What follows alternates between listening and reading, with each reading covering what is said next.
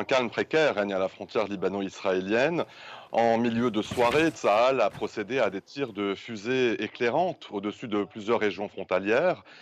Selon des sources locales, l'armée israélienne a renforcé ce jeudi ses effectifs le long de la ligne bleue, multipliant les patrouilles et les opérations de surveillance de la frontière. Aucun tir de roquettes contre Israël, de bombardement ni de bombardement en territoire libanais n'ont été enregistrés aujourd'hui. En fin d'après-midi et pour la deuxième journée consécutive, de fausses alertes relayées par les médias locaux ont semé la confusion pendant de longues heures à la frontière.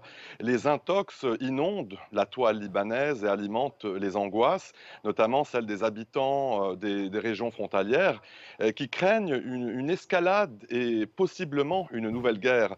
Les casques bleus de la FINUL et l'armée libanaise demeurent mobilisés le long de la ligne bleue et dans les régions frontalières, conformément à la résolution 1701 du Conseil de sécurité de l'ONU.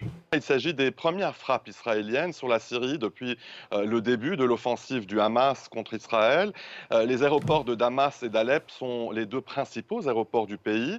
Selon la télévision d'État, ces attaques ont endommagé plusieurs tarmacs, les mettant temporairement hors service. Les avions qui devaient atterrir à Damas et à Alep ont dû être déroutés vers l'aéroport de Latakié.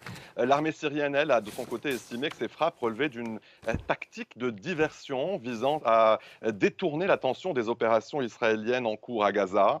Le bombardement de ces deux principaux aéroports syriens, il survient alors que le ministre iranien des Affaires étrangères est attendu demain en Syrie, mais aussi au Liban, dans le cadre d'une tournée régionale.